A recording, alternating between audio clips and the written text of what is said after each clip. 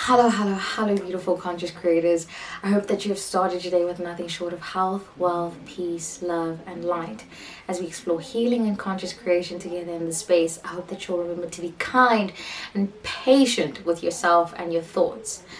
Song recommendation for the day, Russ, Working on Me. Yes, so the name of the song is Working on Me by Russ. And, and today, I felt inspired because, okay, so when I was walking back from the gym, I usually have conversations with the lady. Sometimes I'll drive, sometimes I'll walk. And lucky for me, I have her as a walking buddy. And how that happened, okay, before I get into the episode for today, how that happened was pure, just delicious manifestation, delicious conscious creation. So months prior to when I started the gym, I got in my own way, because winter, it gets dark, right? It gets very dark in winter. And I'd always think about someone walking back from the gym with me. And I always needed someone to at least be there, because I can't walk by myself. It's not as safe. And even driving, it just gets a bit too much, And once you start driving, you realize how much you don't actually want to drive. You're yeah, the hype is gone. The hype is not, it's just not there. I am passenger princess material. I am. I enjoy it. I enjoy it. Anyway, I've literally jumped from so many conversations. I'm losing track of where I'm going with this episode. So let me just pull back. So how that happened in order for me to walk with her is that, yes, it usually gets dark in winter. And so I wasn't really manifesting a person to walk back from the gym with me, but I just needed, I'd always say to myself, it would be nice to have someone walk with me. And so when winter was leaving and spring was starting, I started, going back to the gym more and more often. I actually only started recently, because also in winter, who wants to start working out in winter? Not me, baby. No, it wasn't it. And to restart, I needed solid motivation. I was the summer is coming. Ooh, I'm digressing. Back to the conversation. When I got to the gym, my gym instructor, or the guy that takes the class that I love, your dancey classes. I love moving my body. I used to lift weights, and I realized that's not for me. I don't connect with weightlifting. And then I did yoga, and I absolutely loved it.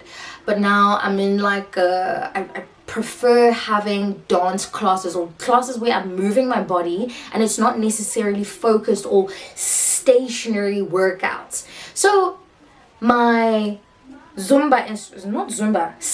my step instructor, he is my cousin's, he knows my cousin somehow. And I wasn't aware of the fact that he's an instructor at the gym. Anyway, fast forward, he sees me, I see him, good vibes. And I tell him, it was just me telling him in passing that it would be so nice to have someone walk from the gym with me. And he was like, oh, actually, I know someone in that area. That conversation, I can't even remember, I can't recall how that conversation unfolded. But all I know is we were in the middle of a conversation, and it sort of linked. And it came out in that moment, and he had the solution. So he linked me with this lady that I now walk with. Fast forward a couple of, a week or two ago, I realized that, hey, this is something that I thought about, even though I wasn't aware at the time that I was creating it. And I know I always speak about conscious creation because you're conscious of the things that you're attracting in your life. But it wasn't something that I created too much emphasis on. And so it just flowed in naturally. It just showed up in my reality naturally when I started going to the gym, when I started this whole, when I started being committed, more committed this time around to the gym. And yeah, anyway, so now I have a walking buddy, and it just worked out so perfectly because it came at a time when I needed that person, or at least when it was the right time for me to actually be consistent, when I escaped survival mode. Do you escape survival mode? I'd gone through the survival mode season of this treacherous year, the way this year has been treachery. Anyway, yeah, and so that's like a side note of a manifestation that I realized and I wanted to share with you guys. So when you are manifesting things consciously, or whether you are, manifestation, I want to say this just as an overview, as to umbrella this. You are always manifesting things. So the thoughts, the persisting thought, the thoughts that persist, the thoughts that continue.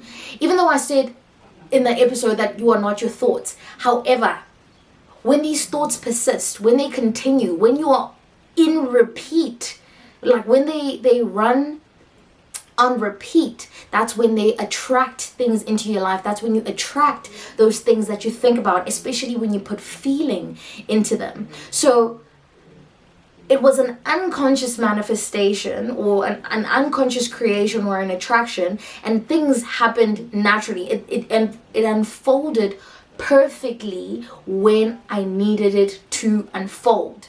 Now, for the episode of today, I have not even gone into the episode of today for today. What? I have not gone into the episode for today, but I've said a lot. Anyway, without further digressing, I wanted to share about the openness, or being open to receiving signs, being open to receiving the answers that we seek. Because the universe, God, a higher power, there will always be evidence that we receive from God, right? There will always be evidence. But the problem comes in when we cannot necessarily distinguish between whether this is an ego-driven, or like a thought answer, or if it was a God-given answer. Because, okay, I'll use myself as an example. I used to be a big overthinker. I still overthink, but a lot less now, because I'm more calm and relaxed and allow things to flow into my life without questioning things too much, without, I let things flow. I have a natural flow of things now. Things flow easier in my reality now that I have been in the practice and being consistent with the habit of just allowing and letting myself receive without, questioning the things that I'm receiving. So trying to distinguish if something is a God-given answer, or if it's an ego-driven, an answer that you yourself concocted in your mind, might be a bit challenging. But I would like to open the conversation around how, before we get to overthinking, can we try to open ourselves up to the idea that the people that surround us are the vessels for the answers that we seek? Because sometimes you want an answer to come in a certain way. Even with manifestations, you need it to come in a certain way, but you'll end up, as an example, I wanted to manifest, what did I want to manifest? I can't think right now. I got lost. I want to delete this episode now. Look, my hand is going to that stop button, but I won't allow it. Bring it back to me. Bring it back to me. I'm gonna stop being my own worst enemy. I rhymed. Anyway, when we are manifesting things, there's always evidence of the things that we are manifesting in our reality. And what I mean by that, this is now where the example comes in.